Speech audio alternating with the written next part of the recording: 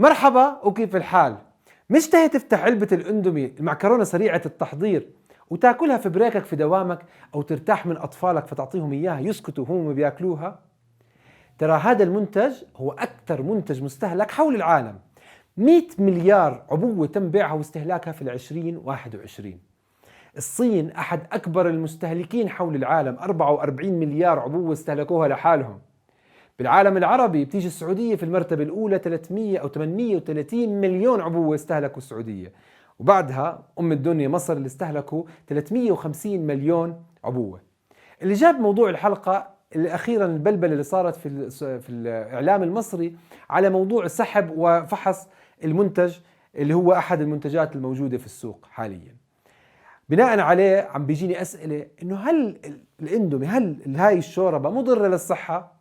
طبعا مضرة للصحة، لكن بدنا نعرف ليش.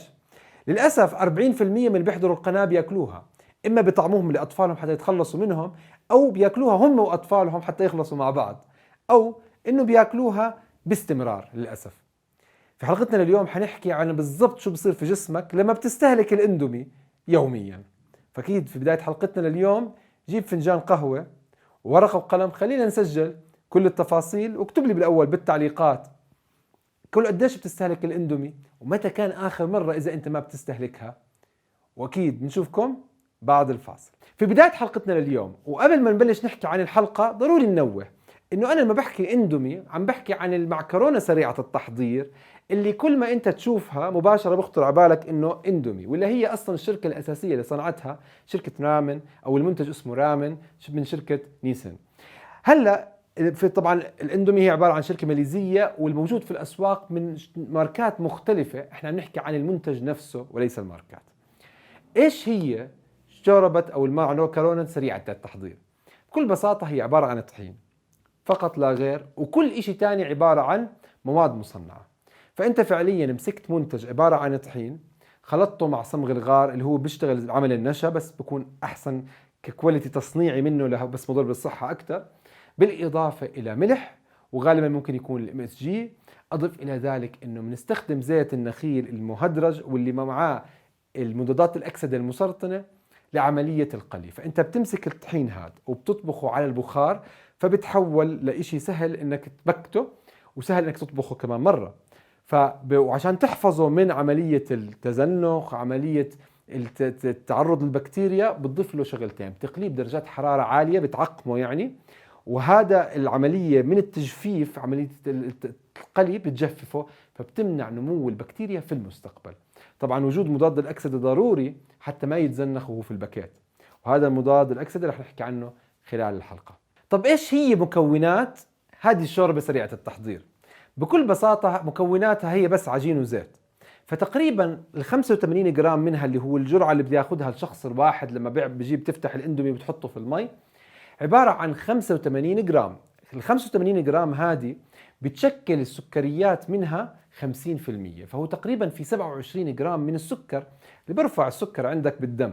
علما بأنه 5 جرامات يعني معلقة طعام أو معلقة شاي من السكر مضافة للخليط حتى تعطيه النكهة الألذ اللي بتخليك ما تقاومها.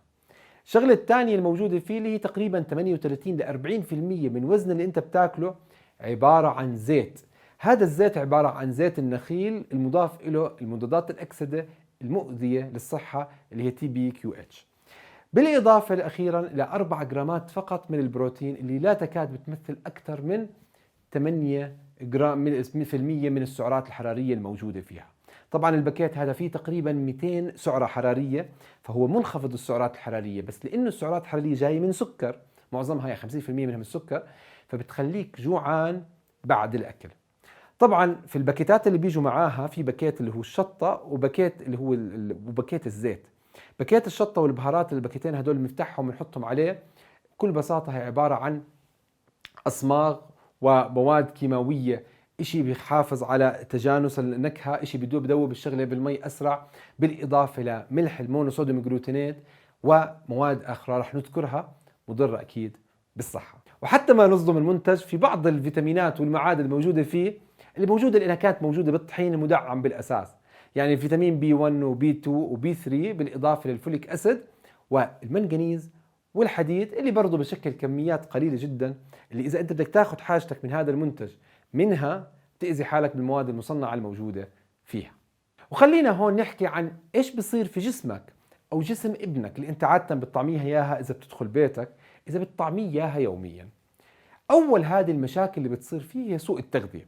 فطفلك لما أنت عمالك بتطعميه هذه المعكرونة، أنت عم بتطعميه طحين وزيت.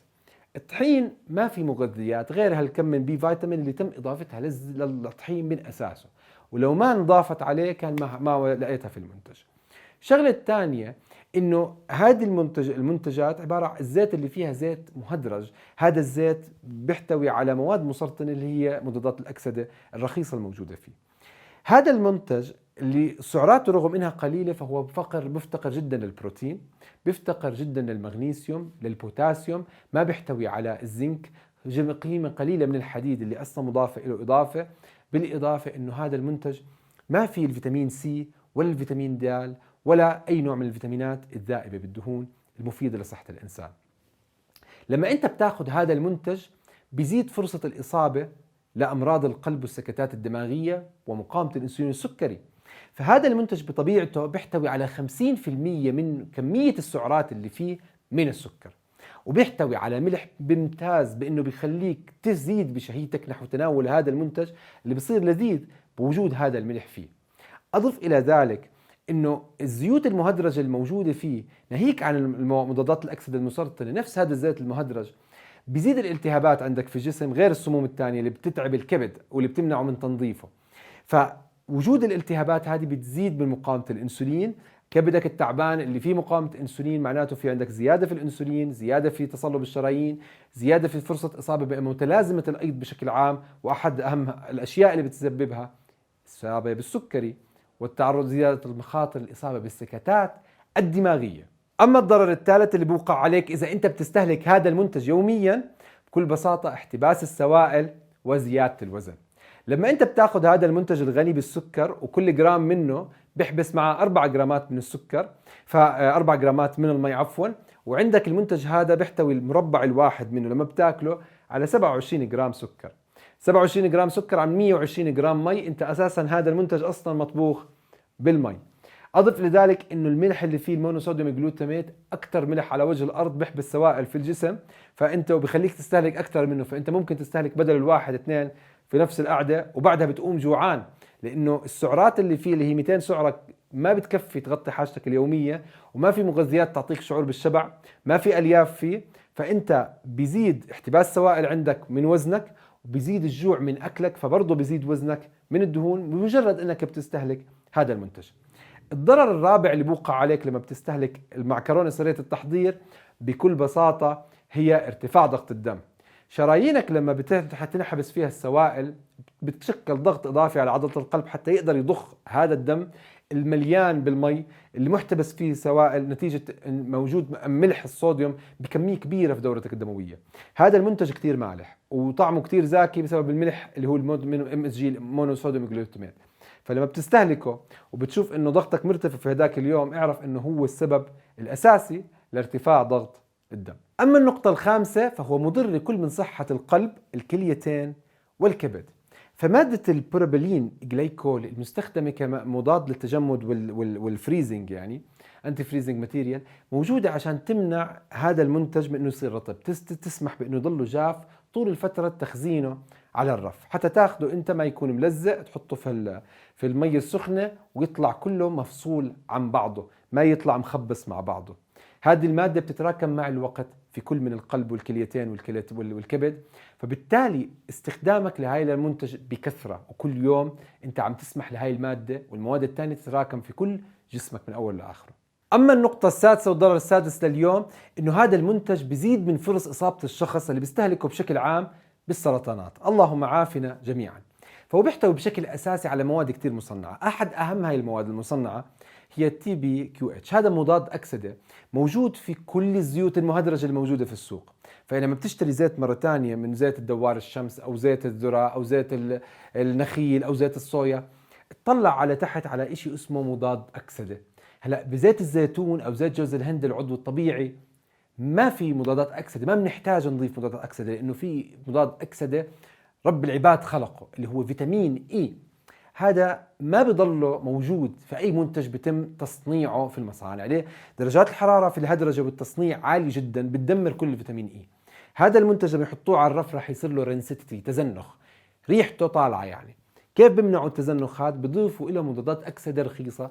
أحد أهم هاي مضادات الأكسدة اللي هو تي بي كيو اتش أو هاي اتش كيو. هذا المنتج هذا المادة بشكل عام مسرطنة، وحسب الدراسات اللي أجروها جماعة مركز العلوم وشؤون المجتمع، اللي وجدوا إنه اللي عملوها على الفيران، وجدوا إنه بيعطوهم هاي المادة بتزيد إصابة السرطانات عند الفيران. دراسة تانية بيّنت إنه الحيوانات اللي بيعطوهم هذه المادة بتزداد عندهم تضخم في الكبد، بالإضافة لمشاكل في الجهاز العصبي والشلل. أضف إلى هذا كله إنه هذا المنتج طعمه الزاكي اللي أنت بتستسيغه بسبب عنصر أساسي مسنكه مزيد لقوة النكهة. إيش هو؟ MSG مونو صوديوم جلوتاميت، اللي هو الملح الصيني. هذا الملح اللي حماتك بتصير تحلف بحياتك لما تاكل أكلك. هذا الملح بشكل أساسي هو سبب مرض منتشر بالصين. الصين ترى 44% من كل استهلاك العالم، 44 مليار عبوة بيتم استهلاكها بس بالصين. فالملح الصيني اللي هو MSG أحد أهم الأمراض اللي كانت ل40 سنة مش معروفة، اللي هو بسموها متلازمة المطاعم الصينية. لما بياكلوا في المطعم وبروح من المطعم بكون عنده سخونة في أسفل الرقبة، بكون عنده أو حرقان في أسفل الرقبة، سخونة في الذراعين، بالإضافة إنه بكون في تعب وإرهاق وتسارع في نبض القلب. كل هذا بسبب اكتشفوا إنه بسبب MSG، هذا الملح الصيني اللعين. أما النقطة السابعة لليوم إنه تدمير جهازك الهضمي والمناعي. هلا انت لما بتاخذ هذا المنتج، في منتج اساسي مضر لكل البشريه اللي هو القمح، يعني سواء خبز، سواء معجنات، سواء اللي هو المعكرونه سريع التحضير. الخبز او القمح هو اسوأ شيء ممكن الانسان ياكله. فتخيل لما تمسك اسوأ السموم اللي ممكن تضيفها لهذا السم الاساسي وتخلطهم مع بعض. القمح فيه جلوتين، والجلوتين بسبب ارتداد مريئي عندك، بسبب تحسس، بيعمل هستامين عندك. الجلوتين بطبيعته هو بروتين صعب على الأمعاء أو المعدة هضمه. هذا البروتين بشكل عام بيعمل انتفاخات وغازات، وبيعمل عندك ارتداد مريئي. وترى البروتين اللي كاتبين في العبوة إنه مفيد اللي هو موجود فيه، يعني البروتين ال4 جرام اللي موجودة فيه هي جاية من الجلوتين، جاية من السم هذا. هلا إيش بضيفوا لهذا المنتج؟ بضيفوا له منتج من منتجات السيليكا. هذه المادة عبارة عن مادة في المنتج هذا تعتبر كمادة لاصقة، بيستخدموها للعجين كمادة للكيك للعجن. طيب هذه المادة بشكل عام تناولها عن طريق الفم بتعب جدران الأمعاء، لأنها بكل بساطة بتخترق وبتقتل الخلايا وبتتجاوز الخلايا، بالذات لما تكون جزيئات صغيرة جدا، فبتعمل على التهاب الأمعاء بشكل عام. طبعا التهاب أمعاء وفي جلوتين، فبصير في سهولة لارتشاح الأمعاء والتهاب أمعاء مزمن، ودخول المواد الضارة نتيجة ارتشاح الأمعاء جوا جسمك.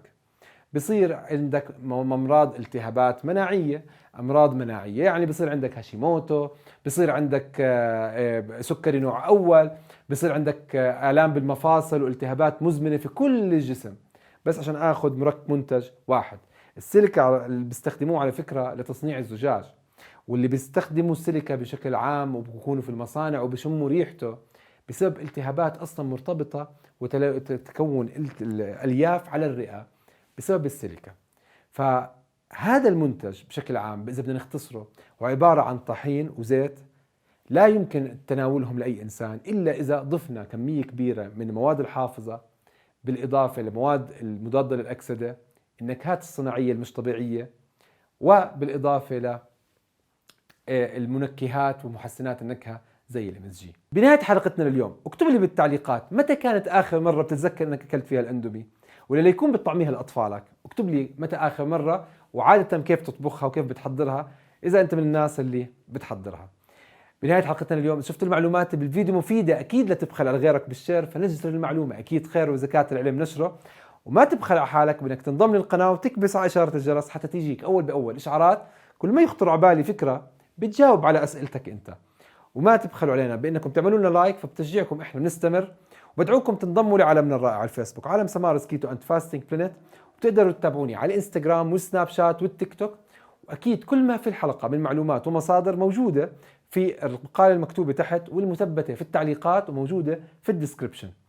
وأخيرا إذا بدكم معلومات إضافية عن إيش أكثر أطعمة بتسمم الكبد وبتأذي الكبد، بتقدروا تكبسوا على الرابط اللي هون.